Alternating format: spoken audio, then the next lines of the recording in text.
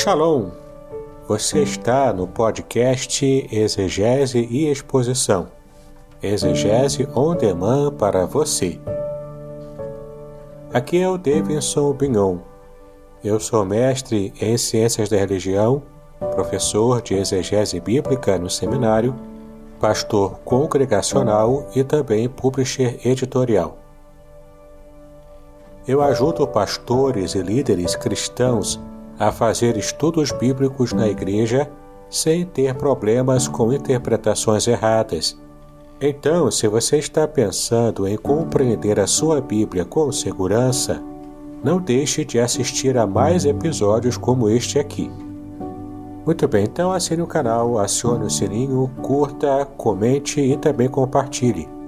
Você poderá me dar uma força me ajudando a ampliar o alcance com os estudos bíblicos de qualidade na internet.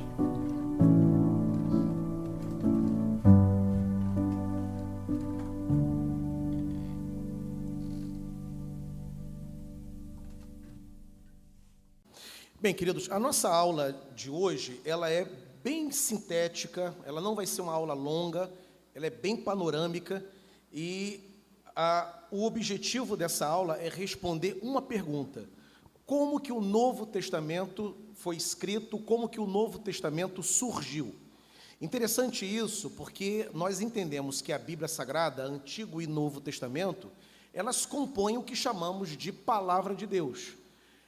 Sendo Palavra de Deus, é Palavra do céu, palavra que veio do Senhor para nós. Mas como foi o processo de escrita, de formação? Porque é claro que no primeiro século, quando o Novo Testamento foi formado, os apóstolos e a igreja do Senhor não estavam assim, andando por aí, e de repente caiu na cabeça deles o Novo Testamento de Mateus e Apocalipse. Pronto. Na verdade, foi um processo, né? E como que esse processo aconteceu até que chegasse à estrutura que nós conhecemos, de Mateus até Apocalipse? Isso é interessante a gente entender, porque na escrita, você tem as escritas que são inspiradas, e você tem os textos escritos que não foram inspirados, mas que circularam também no século I. Por exemplo, nós temos um evangelho que é atribuído a Pedro, o Evangelho de Pedro. E na Bíblia Sagrada, você não tem o Evangelho de Pedro, você tem as cartas que Pedro escreveu, a primeira e a segunda, lá no finalzinho do Novo Testamento. Mas um evangelho, de acordo com Pedro, nós não temos. Evangelhos são só 4, Mateus, Marcos, Lucas e João. Por que o Evangelho de Pedro não entrou?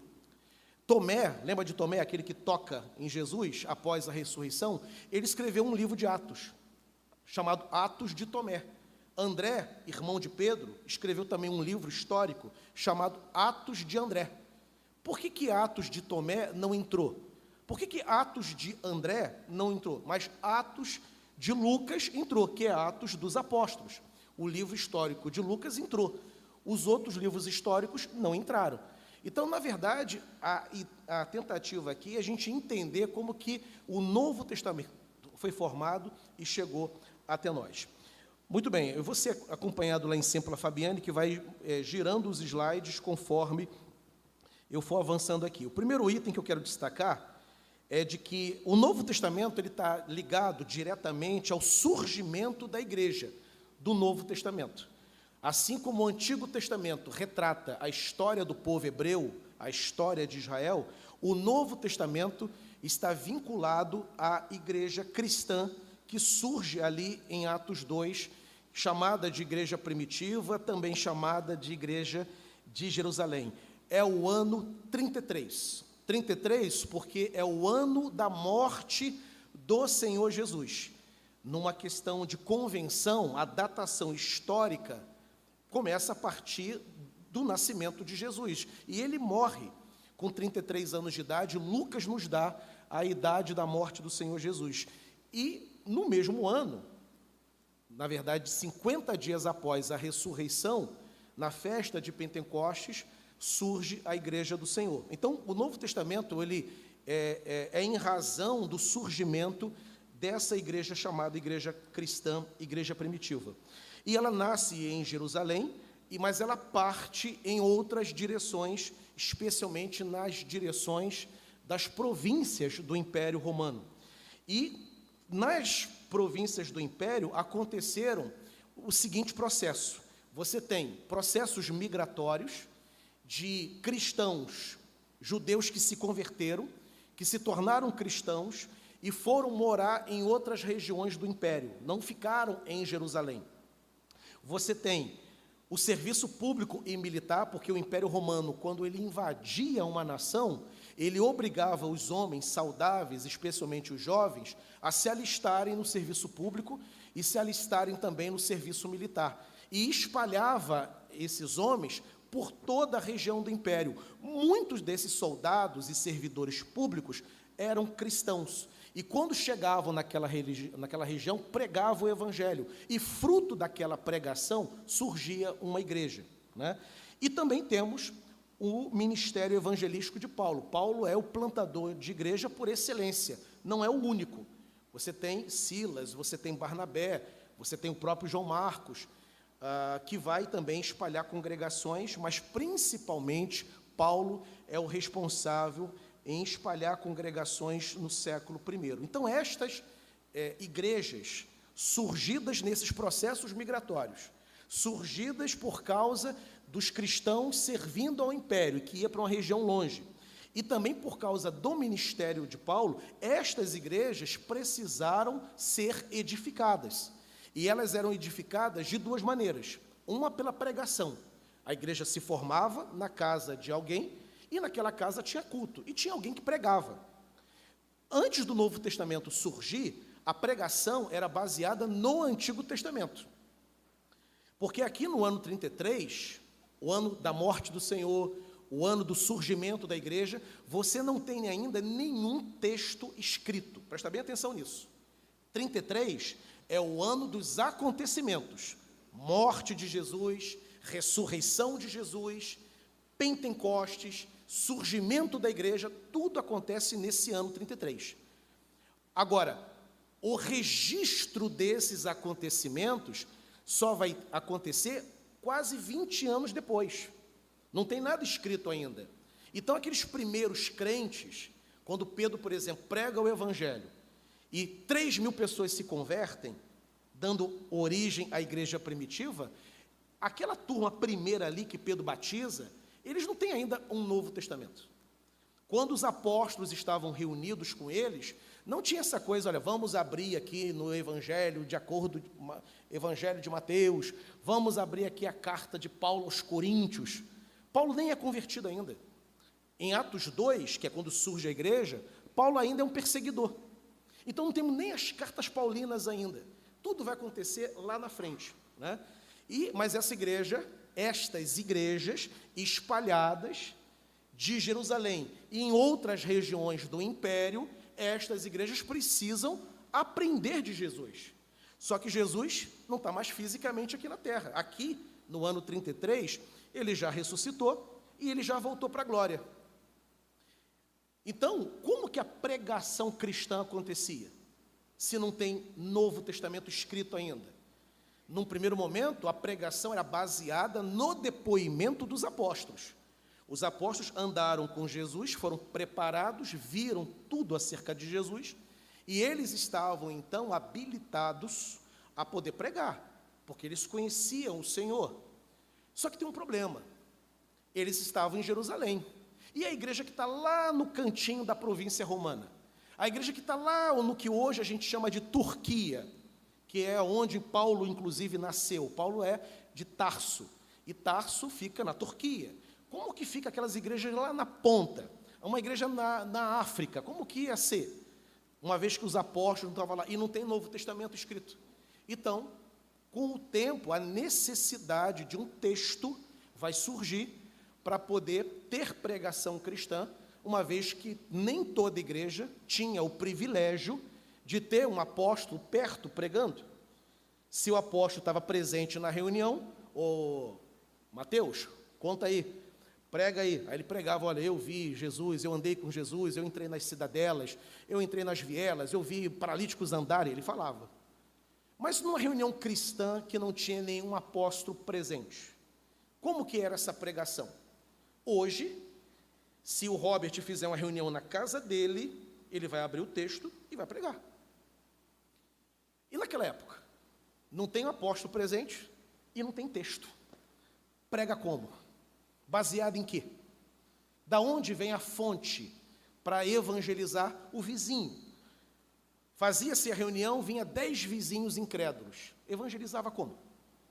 Se não tem nenhum apóstolo naquela reunião e não tem nenhum texto. Então surgiu um problema. A igreja precisava ter um texto, assim como os hebreus tinham o texto do Antigo Testamento.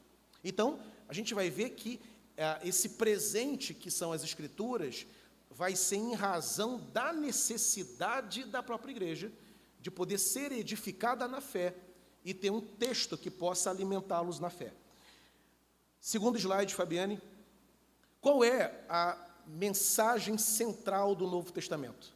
Se você pegar Mateus a Apocalipse e fizer um grande resumo, uma grande síntese, essa síntese é: Jesus Cristo é o Messias. O Antigo Testamento, a síntese, a grande mensagem do Antigo era: o Messias virá. Todo o Antigo Testamento é escrito nessa perspectiva esperançosa, de que um dia Deus enviaria ao mundo o Messias. Todos os profetas, os textos históricos, os escritos, a lei de Moisés apontava para esse evento futuro. O nascimento, um dia o Messias vai nos redimir, vai remir a nação, seremos de fato o povo do Senhor, mediado pelo Messias. O Antigo Testamento fecha e o Messias não veio, mas era prometido. Aí vem o Novo Testamento. Qual é a síntese do Novo? Se a síntese do Antigo era o Messias virá, a síntese do Novo é o Messias veio. E ele tem um nome, Jesus. Então essa é a grande mensagem. Se você pegar todos os textos, os 27 escritos, todos eles falam de Jesus, apontam para Jesus como o Messias de Deus, o Messias prometido. Terceiro slide, Fabiane. Os cristãos tinham a necessidade de compreender a fé e também de evangelizar, né? As escrituras do Novo Testamento surgem dessa ampla necessidade: evangelizar os incrédulos e edificar os crentes. De alguma maneira, já falei isso aqui, né? A reunião cristã, ela tinha sempre uma dupla missão: evangelizar os incrédulos presentes na reunião, apresentando-lhes o evangelho, mas também edificar os que já são crentes. Só que tem um problema: a edificação aos crentes, ela procede de um texto. Você, na reunião na sua casa, no culto doméstico ou na igreja, você vai partir do texto da sua reflexão. Você vai propor: vamos ler aqui o texto de Atos, vamos ler aqui o texto de Corinto, vamos ler o texto de Apocalipse, e você vai ancorar toda a sua abordagem em cima desse texto, para edificar os irmãos. Os primeiros crentes não tinham isso. Então, essa necessidade de ter um texto base foi cada vez maior e cada vez mais crescente, e com alguns agravantes. Por quê? Hoje, se alguém chegar para você e falar assim: olha, eu não acredito que Jesus seja Deus. Para mim, ele foi um ser humano extraordinário. Para mim, ele foi talvez o maior humanista da história, um pacifista, mas para mim ele era só isso. Ele não é divino. Como é que você responde essa questão? Você vai abrir a Bíblia, nos textos que falam da divindade de Jesus, e você vai fazer uma defesa da sua fé, vai dizer que Jesus é Deus. Os primeiros crentes não conseguiam fazer isso, porque não tem um texto na mão. Então, tinha um problema agravante. Qualquer pessoa que fizesse uma afirmação sobre Jesus, como que saberia se aquela informação era verdadeira ou era falsa? Inclusive, nos 2 primeiros séculos, várias heresias que negavam a divindade de Jesus, ou que negavam a sua humanidade, circulavam dentro das igrejas. Qualquer pessoa que chegasse e dissesse, não, o Salvador não é Jesus, não, o Salvador é Buda. Se isso for dito para você, você consegue abrir a Bíblia e fazer uma defesa da fé. Mas no primeiro século, não. Então, além da necessidade de evangelizar, e além da necessidade de edificar os crentes, também surgiu uma terceira necessidade: defender a fé. Afirmar que Jesus é o Filho de Deus. Mas como se pode afirmar se você não tem onde basear essa sua defesa? Os apóstolos tinham experiências poderosas com Deus, com Jesus. Mas quem não conheceu Jesus pessoalmente, como iria defender essa fé? Então, cada vez mais surgia e se intensificava a necessidade de ter um texto que pudesse servir de base evangelística, de base doutrinária e de defesa da fé, ok? Quarto slide, Fabiana. Os primeiros cristãos tiveram, então, acesso ao texto do Novo Testamento somente em 51 depois de Cristo. Isso aqui é interessante, né? Tudo começa no ano 33. 33 para 51 são 18 anos. O primeiro texto escrito, dado à comunidade da fé, é um texto paulino. Paulo é o primeiro a escrever um texto e oferecer à igreja um texto para que os irmãos pudessem edificar uns aos outros. Ele escreve, então, uma carta à igreja que ficava na cidade de Tessalônica. E aquela igreja localizada em Tessalônica recebe a carta de Paulo, ano 51. E aí, lê publicamente aquela carta e vão utilizar aquela carta para trocar experiências, trocar impressões e também para edificar a fé. Então, o que a gente chama de Novo Testamento começa pela primeira carta que Paulo escreveu aos Tessalonicenses. Aí você diz assim, mas pastor, quando a gente abre o Novo Testamento, a carta de Tessalonicenses está lá no meio. Ela não é o primeiro é Mateus. É o primeiro evangelho. Aprenda o seguinte, a Bíblia não foi organizada numa ordem cronológica. A Bíblia foi organizada numa ordem lógica. Começa pelos evangelhos, porque os evangelhos começam pelo nascimento de Jesus, alguma coisa da infância dele, quando ele conversa com os doutores no templo, à medida que ele começa o seu ministério público. Então, na verdade, os evangelhos retratam essa fase inicial de Jesus, por isso que está colocado primeiro. Mas os evangelhos foram escritos depois de Paulo, depois das cartas paulinas, né?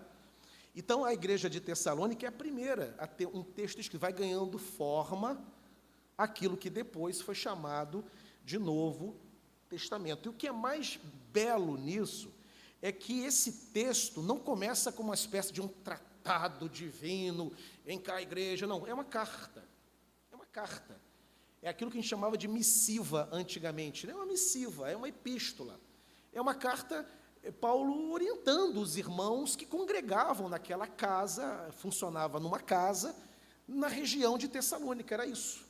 E depois essa carta será reconhecida com peso de escritura, com peso de palavra de Deus. Quinto slide, Fabiane. Esses textos, começando por Tessalonicenses e depois outros textos, a segunda carta aos Tessalonicenses e as demais cartas que Paulo vai escrever, e depois outros autores também começarão a escrever, elas começam então a circular entre as comunidades cristãs. E elas tinham sempre a característica, eram cartas que deveriam ser lidas publicamente. Não era uma carta destinada, a maioria delas, à liderança. Teremos cartas destinadas a líderes, daqui a pouco a gente vê. Mas, num primeiro momento, o líder até lê, o pastor até lê, mas não era para ele a carta era para toda a comunidade. Vai mudar um pouco quando Paulo escreve a carta a Timóteo e a carta a Tito. A carta escrita a eles dois, aí é uma carta para eles, por isso são chamadas de cartas pastorais, porque são cartas destinadas aos pastores. Todas as demais cartas de Paulo são cartas eclesiásticas, não tem segredo, é para ler publicamente, para que todo mundo tome conhecimento e as decisões, portanto, sejam tomadas em conjunto. E aí começa a circular esses textos todos ali em todas as igrejas. Um dado interessante é que nós teremos algumas cartas que recebem um nome logo no início. Por exemplo, a carta de Corinto, a igreja de Deus que está em Corinto. Paulo especifica o destino daquela carta. Ela poderia ser lida, e certamente ela era lida com muita frequência em outras igrejas, mas ela era principalmente destinada à igreja de Corinto. Foi a fonte motivadora da escrita. Agora, outras cartas não têm um nome de igreja no início. Por exemplo, quando Pedro escreve as suas 2 cartas, elas são para todas as igrejas. Por isso são chamadas de epístolas universais, porque elas não são locais. Não é para uma igreja específica, para qualquer igreja em qualquer região, onde se encontrasse, onde estivesse. Essa divisão, inclusive, eu vou apresentar nos próximos slides para vocês. Então, começa a circular, como eu disse, essas cartas, e elas serviriam de culto, serviriam no culto para edificação e também evangelização. Aí tem os autores, né? São poucos autores, são 27 livros que temos, de Mateus a Apocalipse, mas basicamente 9 autores que nós temos. Quais são esses autores? Mateus, que foi discípulo do Senhor; Marcos, que é o João Marcos, que aqui, inclusive, diz a tradição que João Marcos é o jovenzinho que entrega pães e peixes para Jesus, para lhe multiplicar e alimentar a multidão. Isso não está na Bíblia, o nome dele, né? Mas a tradição atribui àquele rapaz o nome de João Marcos, que seria o autor do Evangelho de Marcos, que também acompanhou Paulo nas viagens missionárias. Esse Marcos é aquele que briga com Paulo, né? E ele é primo de Barnabé, e surge uma confusão entre Paulo e Barnabé por causa de João Marcos. Parece que João Marcos fazia um tanto de corpo mole na obra missionária. Paulo era um cara muito intenso, e ele não aceita muito, e ele tem uma discussão. Ele quer, inclusive, tirar o rapaz da obra missionária. Barnabé, primo desse João, entra na frente, os dois brigam, se separam. Um vai para a região e Paulo vai para outra, embora no final da vida Paulo se reconcilia com todo mundo, inclusive com João Marcos. Quando Paulo escreve a 2ª carta a Timóteo, Paulo coloca lá no último capítulo, no trecho final da 2ª carta: traga-me João Marcos de volta. Eles se reconciliam. Paulo não parte dessa vida brigado com João Marcos. Ele é o autor desse evangelho. Lucas, que era médico, historiador, autor do evangelho, ele era então um evangelista, e autor do livro histórico de Atos dos Apóstolos, que é o único livro histórico do Novo Testamento. Enquanto que no Antigo nós temos vários livros históricos, no Novo Testamento apenas um, que é o livro de Atos. Depois, nós temos também o Evangelho de João, e aí entram, junto na autoria de João, o seu Evangelho, as 3 cartas que aparecem lá no finalzinho do Novo Testamento, que é a 1ª, a 2ª e a 3ª carta de João, são epístolas muito curtas, e o livro do Apocalipse também é atribuído a João. Esse João é o discípulo João, o discípulo mais jovem, e é o único que, inclusive, morre de causas naturais, morre com mais de 90 anos de idade. Todos os demais apóstolos são assassinados. João morre de causas naturais. Depois dos evangelhos, vêm as 13 cartas que Paulo escreveu, as chamadas cartas paulinas. Depois, a carta aos Hebreus, que ninguém sabe exatamente quem escreveu, embora você tenha algumas possibilidades. Uma delas, que o próprio Paulo tenha escrito essa carta. Lucas também é atribuído como um provável autor dessa carta. Apolo, que atuou lá em Corinto, o grande pregador Apolo, que era o grande pregador do século I, e até Priscila, esposa de Áquila, que aparece lá no livro de Atos, tem aí uma boa indicação que ela tenha sido a autora desse livro de Atos, e por razões óbvias, o nome dela foi sublimado da autoria, né? Depois nós temos Tiago, que é uma epístola universal, as duas cartas que Pedro escreveu, a primeira e a segunda, e por fim, a pequena epístola de Judas. Esse Judas aqui não é o Iscariotes se matou, esse Judas aqui é o irmão do Senhor. Jesus tinha um irmão chamado Judas, né? Chamado Judas Tadeu. Ele é o autor daquela pequena carta. 7º slide aí, Fabiane. Esse processo de escrita, de produção textual, ela começa com uma inspiração sobre os autores, né? O Espírito Santo, de forma misteriosa, é quem motiva esses autores a produzirem os seus textos. Agora, apesar desta inspiração, o que não pode perder de vista é que havia também situações que provocavam a escrita. Paulo, por exemplo, quando escreve a carta aos Coríntios, a primeira e a segunda, você está vendo que Paulo está respondendo perguntas acerca dos dons espirituais, não quero que sejam ignorantes, acerca da carne sacrificada, ele vai respondendo perguntas. Então, o fato de ser uma inspiração do Espírito não significa que Paulo estava de boa, deitado, e de repente foi tomado pelo Espírito e começou a escrever do nada, parecendo muito mais uma experiência mediúnica, uma experiência espírita. Nunca foi assim. A escrita desses homens era uma escrita, se você visse, você achava que era eles mesmos, uma escrita natural. Fazia uma pergunta para Paulo, Paulo respondia. João ficava sabendo de uma situação, mandava carta. Pedro olha que os irmãos estão sofrendo de uma violenta perseguição, até espólio estavam sendo alvos, os bens estavam sendo confiscados pelo império. Aí Pedro decide escrever a sua carta. Havia situações concretas, situações reais, que justificava a escrita. Porém, por cima daquilo, para além daquilo, por trás daquilo, abaixo daquilo e por meio deles, o Espírito Santo estava conduzindo, porque o Novo Testamento precisava ser formado. Então você tem ali uma parceria dos autores com o Espírito Santo. Aí vem uma pergunta: pastor, eles tinham consciência? Será que quando Paulo escreve a carta para Timóteo, é uma carta de pastor para pastor? A primeira e a segunda carta escritas a Timóteo é uma espécie de testamento espiritual, é um testamento ministerial. Entre outros intentos de Paulo, um deles é aconselhar Timóteo.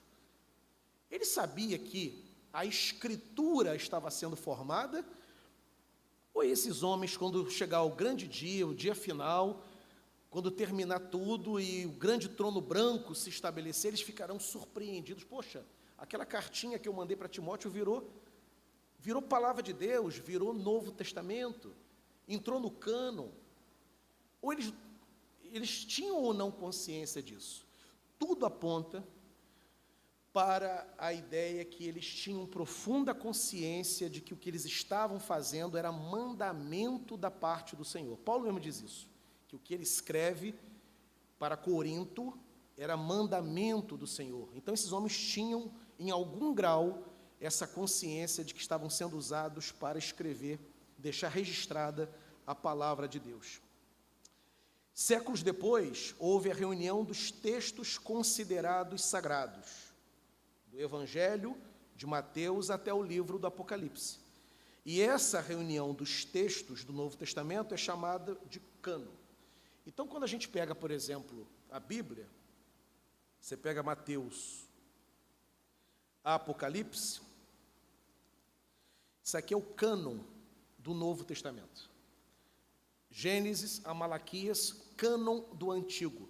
Cânon nada mais é que a reunião de textos. Esses textos, então, foram identificados, reconhecidos e inseridos nesse conjunto de textos. E isso tornou-se, então, a Escritura Sagrada. E houve uma reunião em que a Bíblia foi reconhecida, em que o Novo Testamento foi reconhecido. Essa reunião, ela aconteceu em Cartago, norte da África, no ano 397. 33 surge a igreja. 397 é oficializado o Novo Testamento.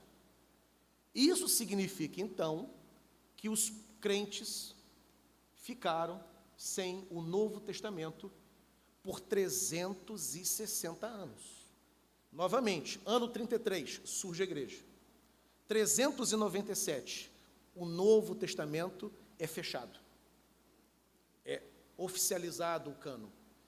Então, a igreja, nos 3 primeiros séculos, ela não tinha o que a gente chama de Novo Testamento. Se não tinha o que é chamado de Novo Testamento, como que aconteciam as pregações? Esses textos separados, eles circulavam. Então, você tinha lá o Evangelho de Mateus sendo lido e pregado. Lá, acolá, você tinha Apocalipse sendo lido e pregado. Lá na outra igreja, lá, você estava com a carta de Tessalonicenses. Na outra, você tinha o Evangelho de Lucas. Até que surgiu a necessidade, a oportunidade de reunir esses textos, todos que estavam circulando. Quando que houve essa reunião que juntou tudo? 397. É de se admirar demais a fé desses primeiros crentes. Porque a igreja sobreviveu a ataques, crises de fé, violência, perseguição, mesmo não tendo o Novo Testamento nas mãos. Deus cuidou da igreja e preservou esses textos para que pudesse chegar até nós. Aí vem o concílio, e o concílio diz, bem, agora temos os textos. Detalhe, esse Novo Testamento não foi uma decisão da igreja. A gente quer que Mateus entre. A gente quer que o texto de Paulo aos Gálatas entre. Não. A igreja, na reunião de Cartago, o que essa igreja faz é apenas reconhecer os textos que eram lidos, que eram utilizados. As igrejas cristãs, elas se utilizavam desses textos. E o que a igreja faz é reconhecer que aqueles textos eram, de fato, inspirados pelo Espírito Santo. Nessa reunião, vai compor, então, e a composição fica do jeito que a gente conhece, 27 livros. E aí tem uma divisão. Como que esses 27 livros, de Mateus a Apocalipse, estão distribuídos na Bíblia? Você tem uma divisão tradicional. Nessa divisão tradicional, você tem os 4 evangelhos, Mateus, Marcos, Lucas e João, um livro histórico, Atos dos Apóstolos. Você tem as cartas paulinas, Romanos, Coríntios, Gálatas, Efésios, Filipenses, Colossenses, as 2 cartas aos Tessalonicenses, as 2 cartas a Timóteo, Tito e Filemão. Você tem a carta aos Hebreus e você tem as epístolas gerais, a primeira e a segunda de Pedro, as 3 cartas de João, Judas, Tiago, eu terminei esquecendo de colocar aqui, mas tem Tiago, depois eu corrijo, e Apocalipse. Essa é a divisão que a gente conhece. Só que tem uma outra divisão que é melhor, que a gente chama de divisão qualificada. É uma lupa que você coloca e você tem uma outra distribuição desses textos. Que divisão é essa qualificada? Podcast Exegese e Exposição. Exegese on demand para você.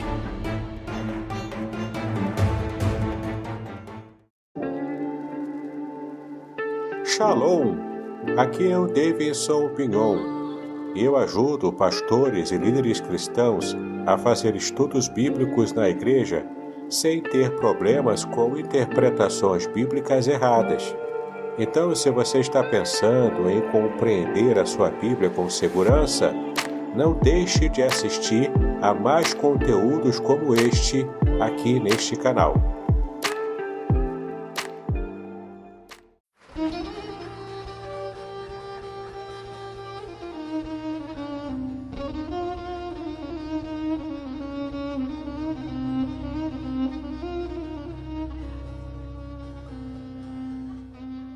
Shalom! Quero falar sobre o livro Revelações Originais do Salmo 23.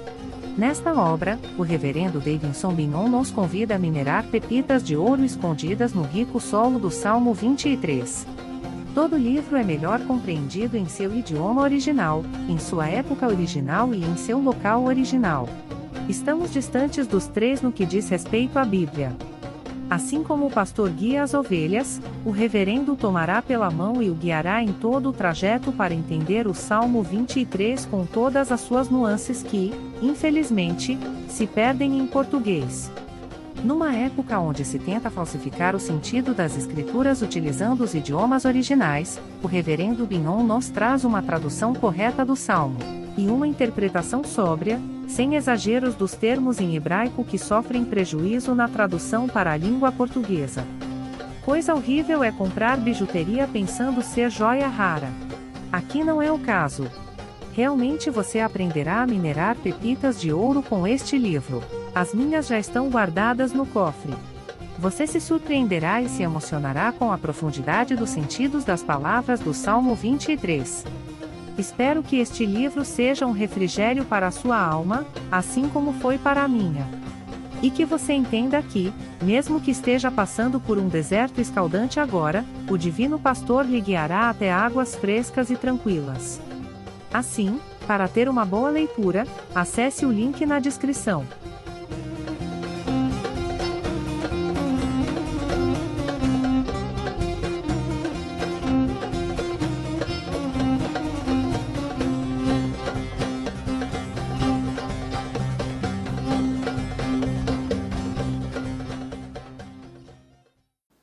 É o slide 10, Fabiane. Você tem os evangelhos sinóticos, Mateus, Marcos e Lucas. O que significa evangelho sinótico? Sinótico é igual, a palavra sinótico significa semelhante, no sentido preciso do termo, sob a mesma ótica. Então, sinótico, são iguais. Mateus, Marcos e Lucas, na verdade, é uma biografia de Jesus. Desde o anúncio do anjo, a gravidez de Maria, a infância de Jesus, até o início do seu ministério, os acontecimentos principais, até a sua morte e ressurreição. Então, Mateus, Marcos e Lucas, evangelhos sinóticos, eles são muito parecidos, inclusive um serviu de fonte para outro. Mateus se utilizou de Marcos para poder compor o evangelho. Por isso que você vê tanta semelhança nesses três evangelhos. Aí você vem o evangelho de João, que é diferente. O evangelho de João não começa igual os sinóticos. O evangelho de João, ele é um evangelho mais místico, digamos assim. No princípio era o verbo estava com Deus, o verbo era Deus, o verbo se fez carne. Quer dizer, João trabalha Jesus Cristo não na perspectiva biográfica, mas sim na perspectiva dele ser, de fato, o Deus que se fez carne, né? Depois do João, você tem o livro histórico de Atos. Eu coloquei algumas datas, existe muita disputa nessas datas, tá? Elas não são uma unanimidade, mas é uma probabilidade. Então, os evangelhos aí, depois da carta que Paulo escreveu aos Tessalonicenses, que é a primeira carta, você tem aí os primeiros evangelhos aparecendo a partir do ano 50, ano 55, ano 60. O evangelho de João, provavelmente escrito de uma forma mais tardia, ano 90. João, inclusive, morre na década de 90. O livro de Atos, que aparece entre 60 e 62. As primeiras epístolas, que são a primeira e a segunda carta à igreja de Tessalônica. Depois você tem aquelas que são chamadas de grandes epístolas. As grandes epístolas são Gálatas, 1 e 2 Coríntios e a carta aos Romanos. Essas 4 cartas recebem esse nome de grandes epístolas por causa do valor teológico delas. Essas cartas são cartas inquestionáveis no valor teológico e doutrinário. Por isso, grandes epístolas, por causa do seu elevado conteúdo teológico, elevado conteúdo doutrinário.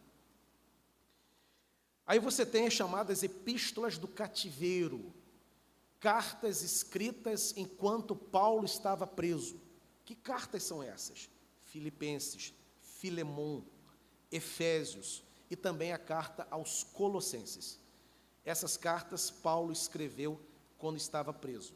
Só que Timóteo também foi escrita, a primeira e a segunda, quando Paulo está preso. Só que a classificação para Timóteo é uma outra que eu vou apresentar já para vocês. Então essas cartas aqui, quando Paulo estava confinado, e também virou texto da Escritura. Aí vem as cartas pastorais, e são escritas porque Timóteo e Tito, eles são pastores. Timóteo é pastor da igreja de Éfeso. Quando Paulo escreve a carta aos Efésios, quem estava pastoreando a igreja era Timóteo. E Tito também é pastor da ilha de Creta, da igreja que ficava na ilha de Creta. Creta ou Creta, né? A ilha de Creta, ela ficaria famosa na história da literatura por causa do mito do Minotauro, né? O Minotauro, Tiseu e o labirinto, né? E o mito do Minotauro surge na ilha de Creta, onde tinha uma igreja, a igreja que Tito pastoreava.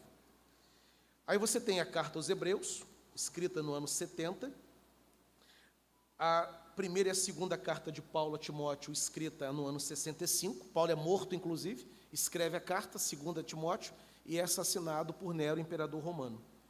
E você tem as chamadas epístolas universais. Agora sim, Tiago aparece, primeira e segunda carta de Pedro, a carta de Judas, as 3 cartas de João, são chamadas epístolas universais, porque elas não são destinadas a uma igreja somente, elas são escritas para que todas as igrejas da época pudessem ler. Então, em qualquer lugar, aquela carta poderia ser encaminhada, por isso, cartas universais. E, por fim, o livro de Apocalipse. Foi o último livro a ser escrito no ano 90, ano 95, para ser mais preciso. E esse livro de Apocalipse é bem interessante, porque João estava exilado, o imperador romano mandou João para o exílio, para que não houvesse pregação do evangelho. João estava proibido de pregar, e o imperador mandou ele para o exílio. Não adiantou nada, porque lá no exílio, ele recebe a visita do Senhor, aparece isso no capítulo 1, ele vê o Senhor transfigurado, né, os pés reluziam como latão, os seus cabelos eram alvos como a lã, né, alvos como a neve, dos seus olhos saíam chamas de fogo. Ele tem essa visão. E quando ele encontra com o Senhor na ilha de Patmos, o Senhor dá uma ordem para ele: escreve tudo o que eu vou te mostrar. João começa a escrever. E o que é revelado para João vira um livro, que é o livro de Apocalipse. Não adiantou nada o imperador romano proibir a pregação do evangelho, porque o ministério de João tornou-se até maior depois desse exílio. Quer dizer, a obra de Deus, ela é invencível, a obra de Deus é imparável, como meu querido pastor Leclerc costuma dizer. Bem, aí vem o slide número 11, eu estou caminhando para o fim.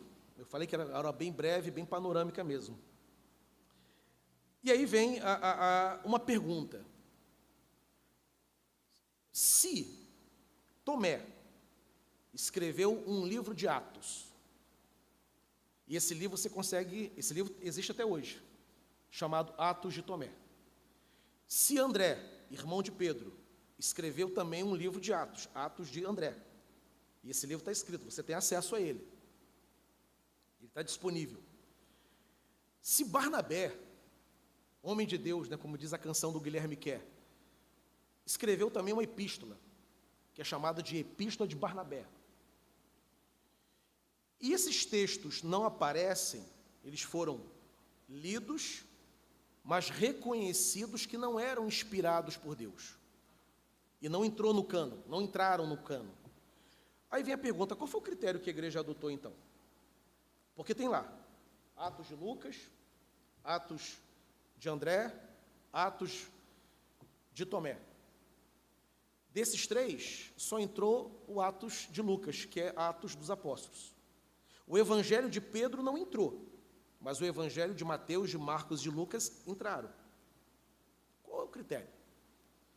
Foi aleatório? Foi no Adedanha? Foi no Unidunité? Qual foi o elemento para dizer assim, ó, esse texto aqui não é inspirado, esse texto aqui é, esse fica, esse sai. O livro de Apocalipse, escrito por João, não foi o único livro de Apocalipse. Vários livros sobre Apocalipse foram escritos, só entrou João. Todos os outros foram deixados de fora. Qual foi o critério? O critério foi esse aí, que está no slide número 11. Os crentes que estavam lendo aqueles textos, eles seguiram os seguintes parâmetros. Esse texto, ele tem aceitação universal.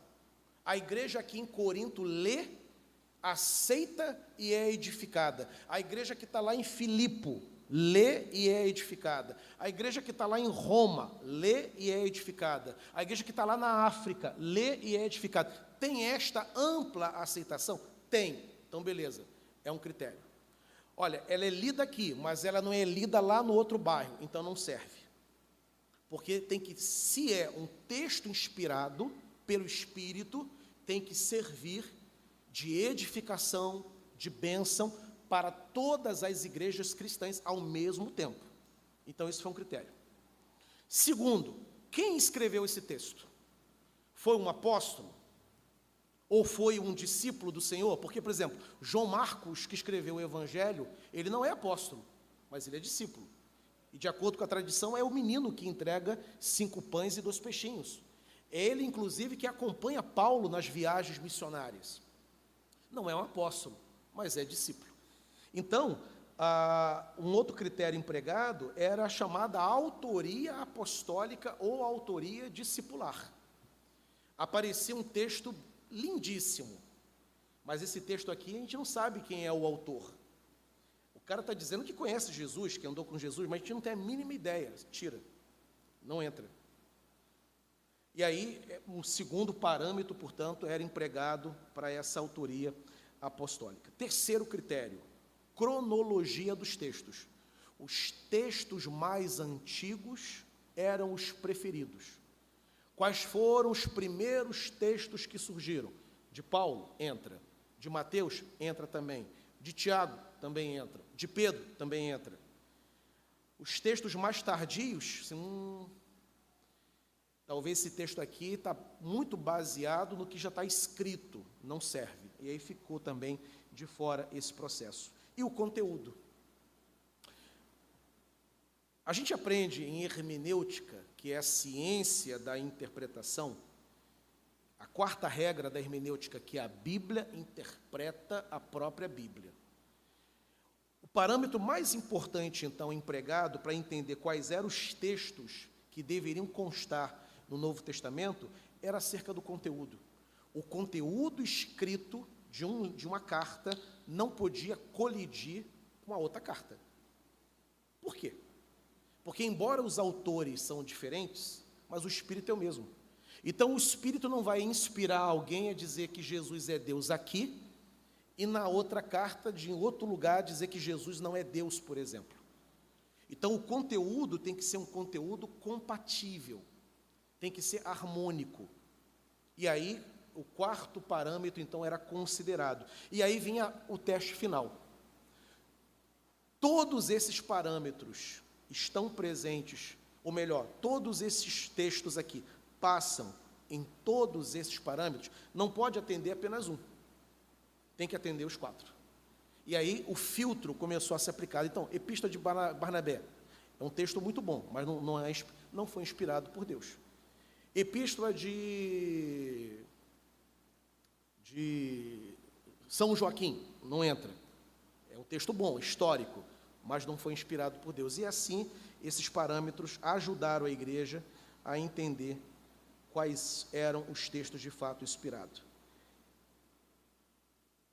Nessa questão, é comum alguém perguntar assim: pastor, será que a igreja não pode ter cometido algum erro aí, não? Porque pode ser que nessa avaliação, algum texto que não era para entrar, entrou. E algum texto que deveria entrar ficou de fora. A resposta a essa pergunta é que é impossível, porque o mesmo Espírito que deu a inspiração aos autores é o mesmo Espírito que conduziu a igreja no processo de identificação desses textos. Então, o Espírito que trabalhou com os autores é o mesmo Espírito que trabalhou com aqueles que estavam empenhados em identificar quais eram os textos que estavam para ser inseridos no cânon. A igreja, então, reconheceu quais textos foram inspirados e as comunidades eclesiásticas faziam uso dos textos que, posteriormente, foram reconhecidos, reunidos e oficializados pela igreja. Críticos do cristianismo dizem o seguinte: a Bíblia é uma invenção da igreja. Os pastores se reuniram e disseram: olha, esse texto aqui serve, esse texto aqui não serve. Isso virou a Bíblia. Os críticos. Porque, na verdade, nunca foi assim. Os 27 livros do Novo Testamento eram lidos nas igrejas, aceitos nas igrejas, eram pregados pelos pastores das igrejas, eram os textos que eram estudados, as devocionais em casa eram feitas em cima desses 27, só que eles estavam espalhados. O que a igreja faz não é dizer qual é o texto que vai entrar. O que a igreja faz numa reunião de Cartago é reconhecer os textos que a igreja já usava. O que faz apenas é oficializar. Olha, realmente nós entendemos, reconhecemos que Mateus é inspirado. Nós reconhecemos que as cartas de Paulo, que já vêm sendo utilizadas nas igrejas, é autoria divina. Nós reconhecemos que Apocalipse, que está sendo pregado todo dia na igreja, é um texto inspirado. O que a igreja faz, então, é reconhecer. Ela não cria, ela só oficializa o que já era uma prática, o que já era processual ali nas igrejas do Novo Testamento. As referências que eu utilizei sobre esse assunto, as referências são extensas, tem muita obra, mas eu basicamente utilizei a Bíblia de Estudo da Reforma e também a obra clássica de um teólogo do Novo Testamento chamado Oscar Cullmann, que é A Formação do Novo Testamento. Deus preservou a sua palavra e deu a sua palavra escrita aos homens. Eu quero concluir essa aula dizendo o seguinte: por que a palavra de Deus ela precisou ganhar forma escrita? Imaginemos o que seria a fé cristã se não houvesse o texto escrito para que nós pudéssemos basear a nossa fé. Qualquer afirmação sobre Jesus seria alvo de crença. Alguém diria que Jesus nasceu em um determinado país e todos nós estaremos sujeitos a essa informação. E a palavra de Deus seria perdida. O que Deus faz? Qual é a forma de assegurar a crença correta? É levar os homens do Antigo e do Novo Testamento a fazer o registro. Então, Moisés, ele é inspirado por Deus. Moisés não estava, por exemplo, na cena da criação, mas ele escreveu o livro de Gênesis. No princípio, criou Deus os céus e a terra era sem forma e vazia. Moisés não estava lá. Mas Deus mostra para Moisés. Deus leva Samuel a escrever o texto. Deus inspira Davi a escrever os salmos. Inspira Mateus a deixar o evangelho. E com isso, a palavra dele, as verdades, elas estão então agora asseguradas para sempre. Você pode abrir a Bíblia em qualquer época do mundo, em qualquer lugar do mundo, em qualquer época da história, lá está o texto. O texto que Mateus escreveu é o texto que eu li hoje, o texto de Corinto. Foi a pregação. Eu jamais conseguiria pregar sobre uma ideia de Paulo se essa ideia não estivesse no texto. Não teríamos, então, a palavra do Senhor. Então, o ato de Deus levar os homens a escrever a Bíblia é um ato da graça, é um presente que Deus deu aos homens para que aquilo que ele fez na história ficasse preservada para sempre e, em cima disso, pudéssemos ter a nossa fé devidamente solidificada. A Bíblia Sagrada, a palavra de Deus, ela é um presente, ela é uma dádiva aos homens. Bem, Quero saber se há alguma pergunta, se há alguma colocação. Tem aqui a Andréia, tem aqui o Davi, tem o Edgar também, tem também o Jorge Anderson. Vamos começar pela Andréia, o Lucas, por gentileza.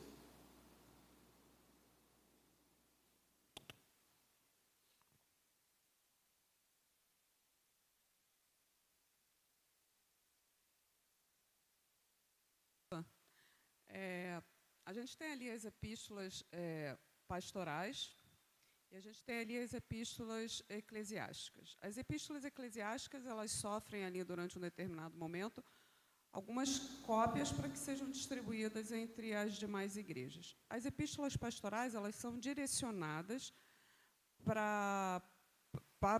elas são pastorais, são para os pastores, então elas são direcionadas para os pastores.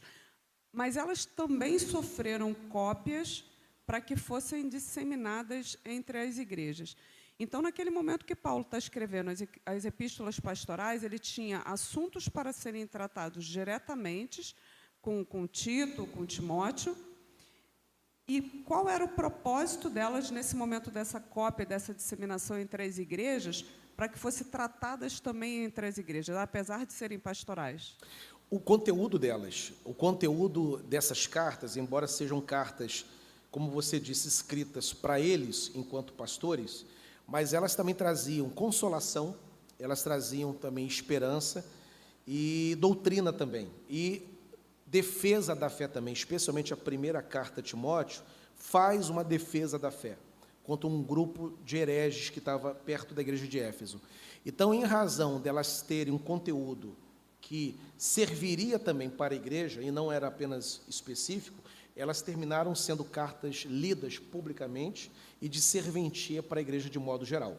Mas elas são originalmente cartas individuais, que tornam-se públicas depois. E com relação aos escritos, né, que não entraram no cano, esses escritos,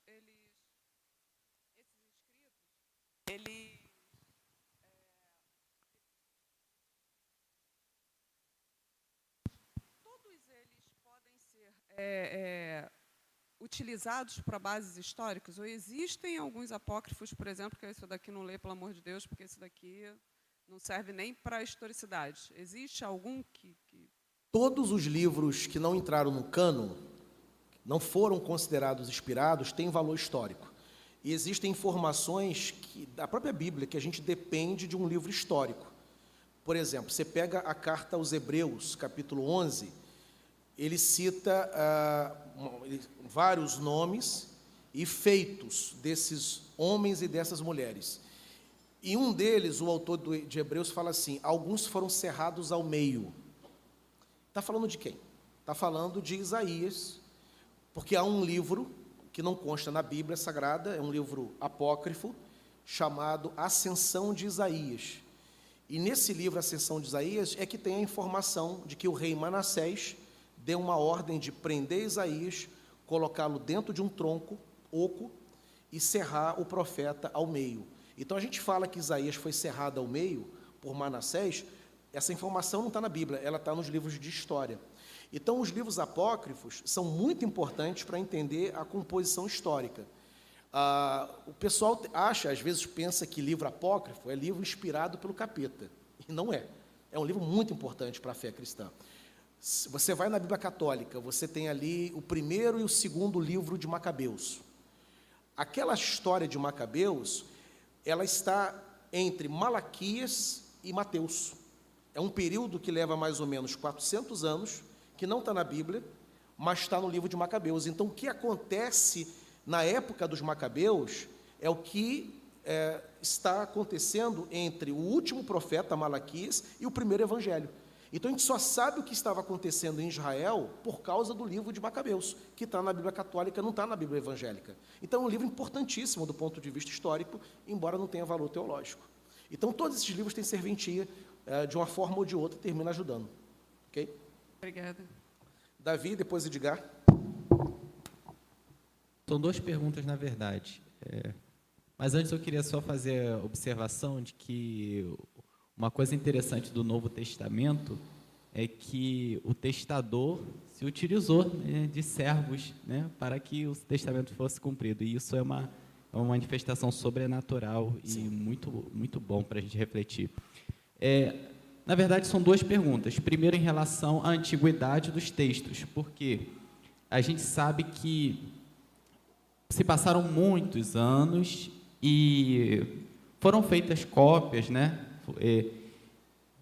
A primeira pergunta é, durante esse processo de cópias, né, é possível que haja imprecisões no Novo Testamento que às vezes nos façam questionar, né, se é possível questionarmos veracidade de alguma coisa, de alguma informação bíblica, devido a esse tempo, devido à quantidade de cópias, porque um pode ter copiado errado e tudo mais.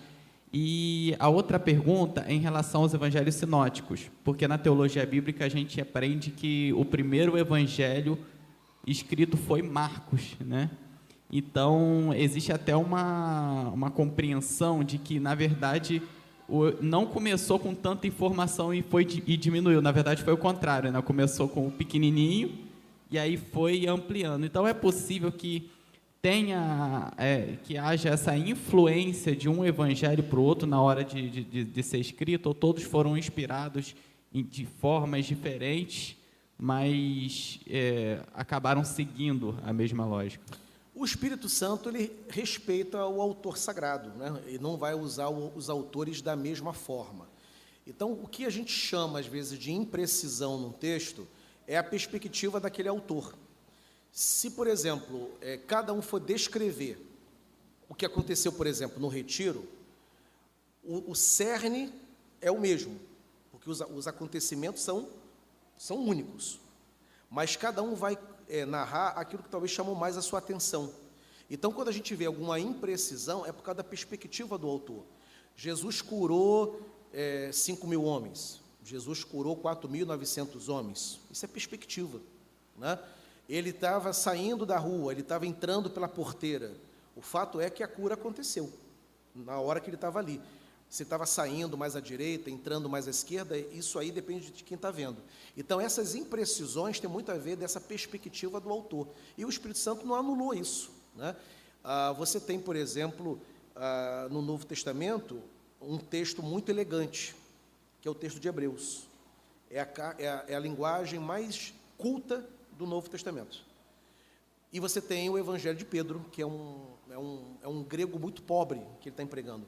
A personalidade de Pedro foi preservada, e a personalidade do autor de Hebreus preservada, né? Então, é por isso que você vai ter essas diferenças que não comprometem a narrativa bíblica, porque leva em conta a perspectiva. E acerca do uso dos evangelhos, sim, um autor se utilizou do evangelho do outro para poder dar a sua contribuição. Então, por exemplo, Marcos foi o primeiro. Mateus e Lucas certamente se utilizaram da contribuição de Marcos para poder compor também o seu evangelho. Por isso são evangelhos até maiores. Então, isso foi também uma ferramenta que o Espírito Santo disponibilizou. Ok? Edgar. A carta aos Hebreus, ela é muito diferenciada.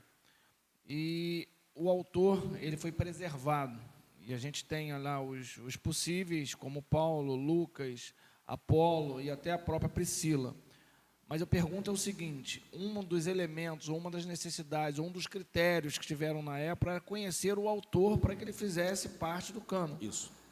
Esse autor eles conheciam e preservaram por algum motivo que a gente desconhece, até pela própria possibilidade de ser Priscila, ou acredita-se que nem eles conheciam o autor de Hebreus. Pegaram isso voando de alguma forma, entenderam que era inspirado pelo Espírito e puseram dentro do cânon. Todas as cartas, com exceção da carta aos Hebreus, são cartas em que o autor se coloca. Paulo, por exemplo, tem uma característica de iniciar: eu, Paulo, chamado pelo Senhor, e cita a igreja. Isso não aparece na carta aos Hebreus.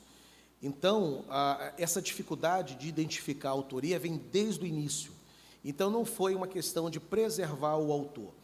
Interessante que você toca numa tecla. A escola interpretativa que defende Priscila usa esse argumento. Como era uma mulher e poderia ser rechaçada, vamos preservá-la. Eles sabiam, mas não citaram, né? Mas é uma tese pouco provável. O que mais se sabe é que realmente, desde o início, não se sabia exatamente quem era esse autor, e esse silêncio autoral permaneceu, e optando mesmo as escolas paulinas, a escola apoliana, a Lucas, mesmo essas escolas decidiram o seguinte: olha, é provável, mas não temos como assegurar. Nem eles sabiam na época de Nem fato. eles sabiam. Essa dúvida vem desde o início, desde que a carta começou a circular pelaquela região. Ok. Jorge Anderson. Não, primeiro lá, Jorge Anderson primeiro. Depois volto com o Daniel.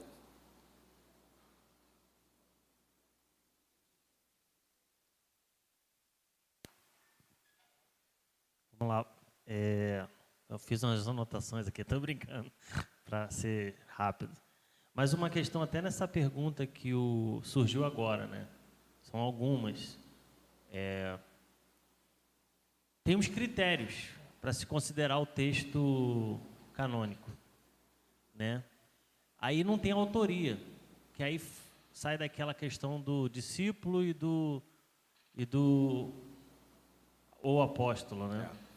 Aí como que esse texto conseguiu ser aprovado? Um outro texto tem muita dificuldade, acho que Lutero tinha dificuldade com o Apocalipse, né? Ele até pede para que tire, se eu não me engano. Sim. Né? Aí depois é convencido a manter o texto, né? Entra aos 45 do segundo tempo. Porque também entra nessa questão assim, qual é o critério? Né? Porque ali é uma imagem, né? Tipo assim, muito de uma experiência espiritual ali, mística, e aí tem vários símbolos ali e tal, né? Aí também é um outro texto que ainda... Mas assim, uma coisa que me deixou... Eu tenho uma curiosidade, acho que o senhor não vai poder responder. Se essas cartas de Paulo, como elas eram lidas? Porque assim, hoje Paulo é um vulto assim, muito respeitado, né? Assim, questionável, mas no período em que Paulo escreve as cartas, era um personagem ainda questionado. Tanto é que nas cartas ele defende o apostolado dele, né? E assim, eu fico imaginando, tentando imaginar, como eram lidas essas cartas. Vamos pegar a igreja de Corinto ali, né? Então, uma igreja que está tendo rebeldia, brigas internas, né? Gente que é mais para Apolo, para outro, né? E aí, como que eu fico imaginando o pastor daquela igreja lendo aquela carta, uma carta que não era curta e que ela é pesada em alguns momentos, Paulo rechaçando o pecado de alguns irmãos, se foi pacífico a leitura, né? Eu fico nessa curiosidade. Isso daí não é para responder, é mais para gerar essa curiosidade. Agora, isso que é uma questão mesmo. Na questão, assim, tem um gap ali de 33 a 51, fica 18 anos sem ter texto, né? A doutrina dos apóstolos de Atos 2:42, eu acredito que ainda não se baseava, quando ele escreveu, né? Hoje, claro, essa doutrina dos apóstolos, nós temos um registro, temos um texto. Essa doutrina dos apóstolos, ali de Atos 2:42, era o quê? Era a tradição oral, que era uma característica dos judeus também. A tradição oral, aquilo que os apóstolos costumavam pregar sempre. Seria isso, né? Seria que quando Lucas escreveu aquele texto, a doutrina dos apóstolos, naquele momento ali, estava fazendo referência, naquele momento histórico ali, estava fazendo referência muito mais a uma pregação oral do que um texto escrito, né? Aí fica a pergunta. E se dentro disso entra o querigma e a didaquê, né? Que é aquela coisa dos apóstolos, que é a doutrina e a parte prática ali da fé. Se é isso, aí é a pergunta. Então, eu acho que seria, deixa eu ver, isso. E eu acho uma outra coisa que eu acho que é muito interessante, as pessoas que leem. Eu gosto muito dessa coisa da igreja embrionária do primeiro século. Tem um autor, Raymond Brown, que ele é um estudante ali do Novo Testamento em Nova York ali, e ele fala que existiam 3 grupos de igreja, né? Existiam a comunidade de Jerusalém, que estava muito vinculada ainda ao templo de Jerusalém, e o templo não, mas ainda o judaísmo, né? Existiam as comunidades joaninas, que era uma comunidade que João funda, e existiam as comunidades paulinas, que eram comunidades missionárias, né? Que aí são dentro do universo ali helenista, ali, grego ali. Mas a pergunta é sobre o Atos 2:42. No caso da autoria de Hebreus, embora não possa ser afirmada, mas o elevado valor teológico da carta terminou passando tal a excelência do texto, e aí convenceu todos a entrar. Acerca da publicidade da leitura das cartas, as cartas eram lidas publicamente. Mesmo Paulo enfrentando oposição dentro da igreja de Corinto, ele escreve aquela carta esperando que a carta pudesse ser de conhecimento geral, então era prática, normal, a leitura pública.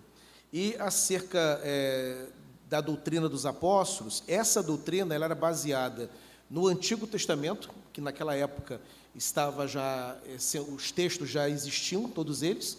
Então, a evangelização começava mostrando a promessa do Messias.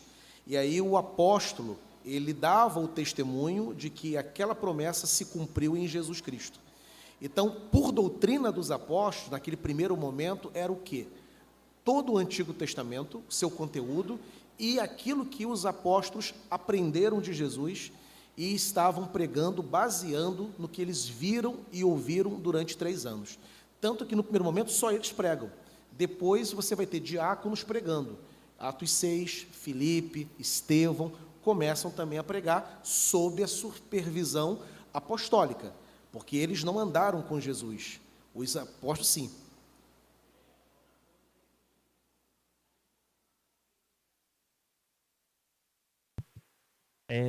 Que também, no primeiro momento da igreja ali, começa essa correria para tentar achar nos textos do Antigo Testamento onde Jesus, tipo Isaías 53, Sim. um texto, né, que eles têm uma reinterpretação depois do ministério de Jesus, né? Sim, exatamente. E aí depois tem uma série de textos em que os apóstolos meio que começam uma correria, assim, da mesma forma como teve a patrística mais tarde ali para lidar com a filosofia grega, mas ali no primeiro momento da igreja tem essa coisa de pegar os textos do Antigo Testamento e interpretar. Então essa tradição, essa doutrina dos apóstolos, então é resultado desse trabalho de, cara, vamos achar Jesus, o que Jesus fez, aquilo que está lá no Antigo Testamento, e começa a identificar uns textos. Então seria isso. E quem tinha essa informação de forma fidedigna eram os apóstolos. Eles foram comissionados pelo Senhor para poder pregar.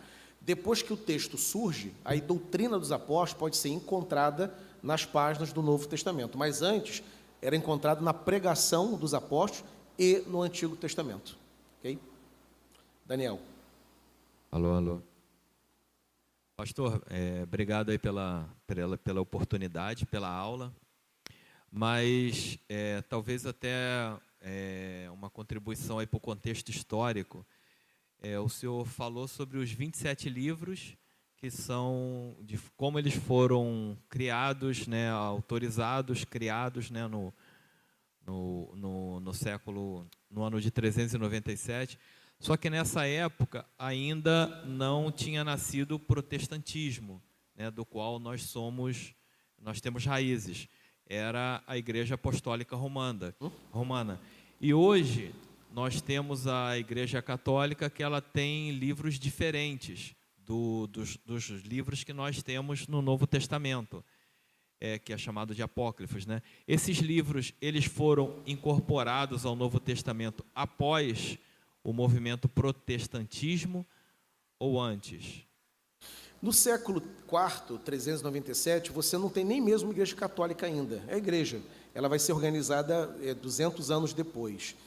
E esses livros apócrifos, elas não estão presentes nem na Bíblia Católica, no Novo Testamento. O Novo Testamento católico é igual ao nosso, Mateus e Apocalipse. A diferença está no Antigo Testamento. No Antigo Testamento, você tem 7 livros a mais na Bíblia Católica. Você tem o livro de Tobias, Judite, Eclesiásticos, primeiro e segundo livro de Macabeus, livro da sabedoria. Então, você tem 7 livros a mais. E esses apócrifos, eles, como eu falei, eles têm valor histórico, não têm valor teológico.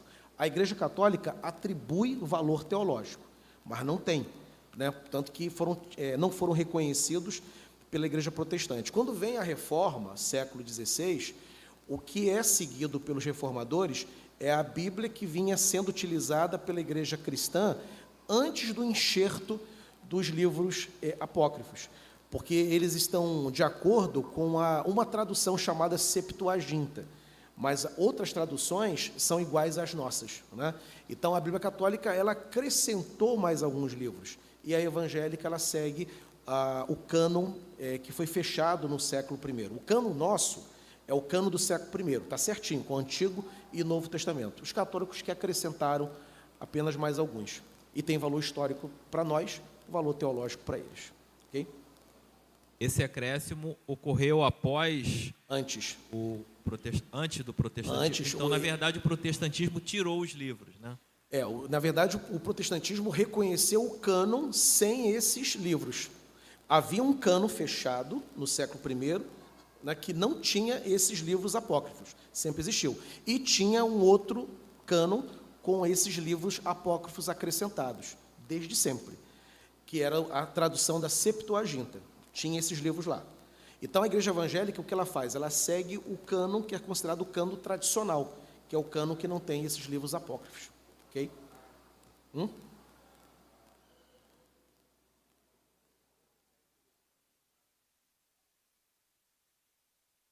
Obrigado. O pastor Edaro, só uma ajuda.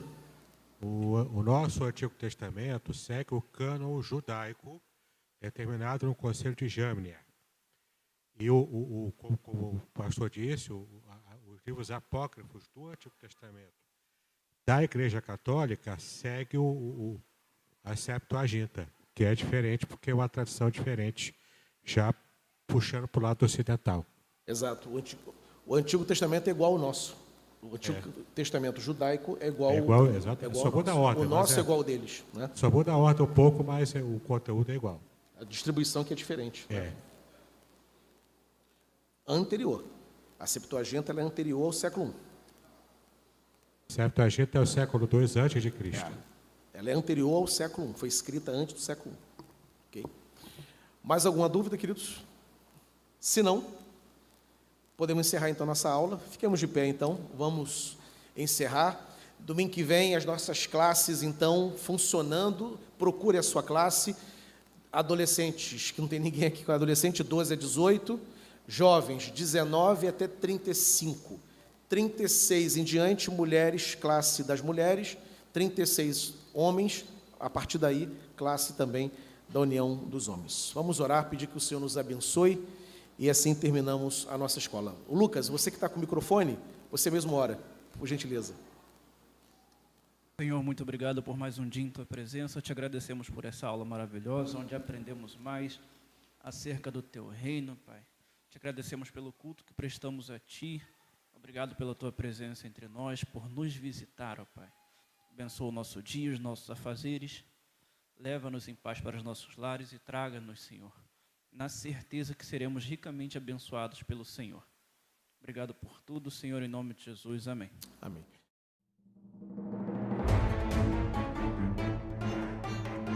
Muito bem, agora o que eu gostaria de ver é a sua participação. Entre em contato comigo, compartilhe a sua experiência comigo e quem sabe até se você enviar em formato de áudio, eu possa aproveitar a sua experiência para apresentar no próximo episódio do podcast Exegese e Exposição. Eu sou Davidson Bignon e eu ajudo pastores e líderes cristãos a fazer estudos bíblicos da igreja, sem terem problemas com interpretações erradas. Se você então está pensando em compreender a sua Bíblia com segurança, não deixe de assistir a mais episódios como este aqui. Então, assine o canal, acione o sininho, curta, comente e também compartilhe. Ajude-me a ampliar o alcance com estudos bíblicos de qualidade na internet. Que Deus abençoe os seus estudos, paz e bênçãos sobre a sua vida.